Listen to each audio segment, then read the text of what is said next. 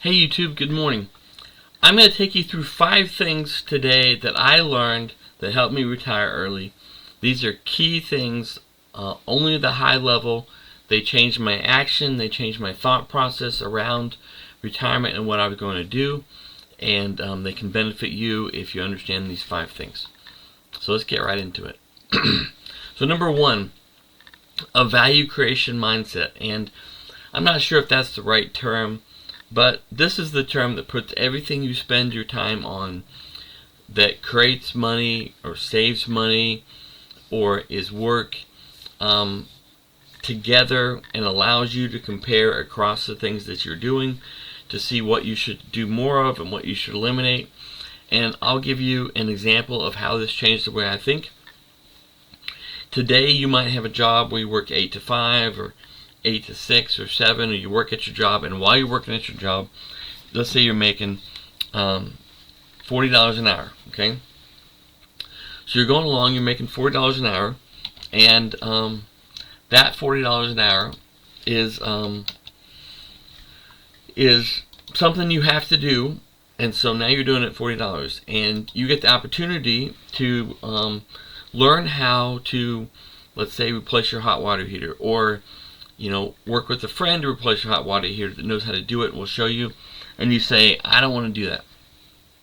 Well, replacing your hot water heater can take a cost that is somewhere between $1,500 and $4,000 and make it about $500. And so it takes about 2 or 3 hours, and you've got a friend, you can help you the first time, and so let's say by doing that, you save $200 an hour. Well, first, this $40 an hour is not $40 an hour because you're taxed on that. That's $300. That's $30 an hour. And this $200 an hour is money that would not be taxed because it's savings, so that's more like $400 an hour. So now, if you say, I have to go to my job, we make $30 an hour, but I don't want to do water heater, we make $400 an hour. It doesn't make any sense. And so you do your hot water heater, and then you reward yourself by doing something that benefits you to a portion of that money that you saved, right? Maybe it's small, $50 or something, but something that says, hey, that's a great action to take, and I took that action. That's number 1.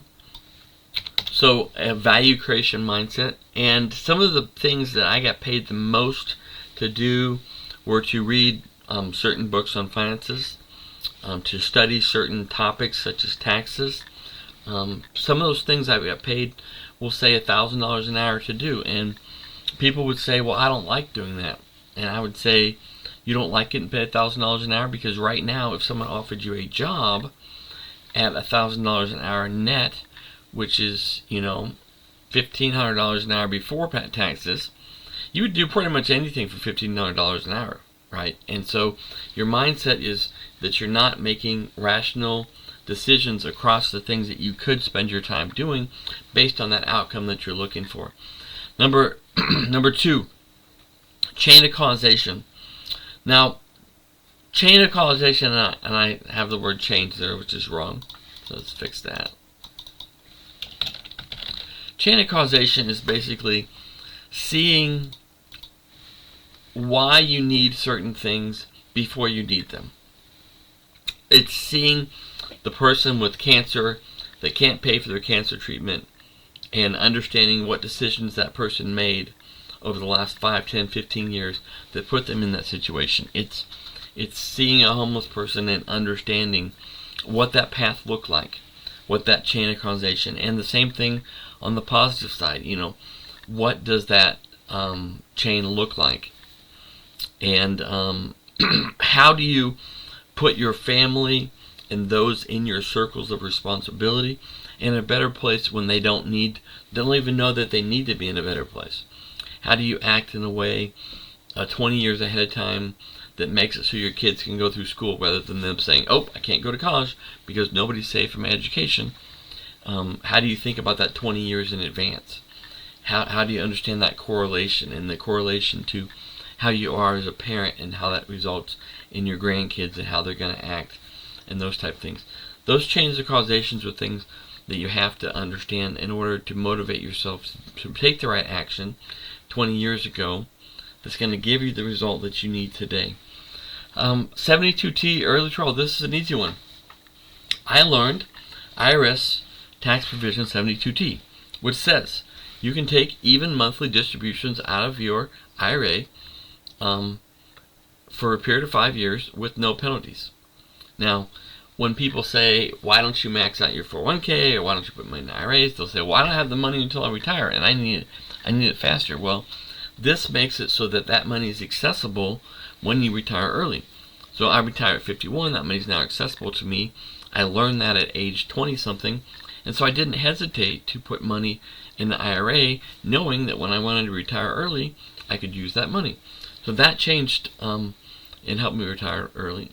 Real estate value. Now, on the front end of retirement, you have that, how do I get the cash flow now that I need? And that 72T really helps with that. On the back end of retirement, you have, well, what's going to be there 20 years or 30 years from now that for sure has the value that I need on the back end to be good after 20 years, right? Because, the stock market has ups and downs, and you have withdrawal rates and things. And so that's real estate. Real estate, does it grow in value? Yes, and lots of things you've heard about real estate. But what I will tell you that I learned is that the value of real estate grows because the dollar goes down in value. So if you take $100,000 and you put it into real estate in an area that people are at least consistently demanding housing in, it doesn't have to be a high growth area. It just has to be an area that people have a consistent population to live in a certain place. Then in 20 years, it's going to be worth at least $100,000. And most likely you get paid 3% per year after expenses in that time period. Now, it might grow, it might go up in that value, and that's great. But if you have right now saved for expenses in your years 80 to 100, and that money's in real estate, it's going to be there. It's not going to be eaten away with inflation, because inflation isn't affecting it. It's still going to be there. It's just valued in dollars, and it's going to maintain the value over time. And number 5, and this is the latest one that I learned about 4 months ago, is that your health insurance, when you retire early before Medicare, is based on your income. It is at a certain point above the poverty line. It is 8.4% of your income is the amount of health insurance.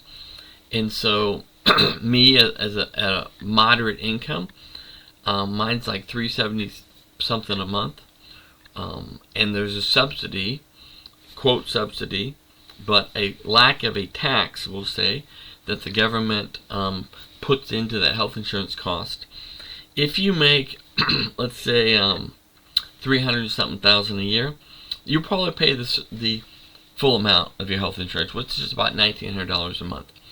But anything you make less than a certain number, based on your family household and things, it's based on 8.4%, and so definitely not a massive barrier to retiring. In fact, my health insurance now is actually less than my health insurance was when I was previously employed, which is an interesting fact. Now my dental and vision cost a lot more than they did before, but those are really optional, and you could take those out of another plan like an HSA.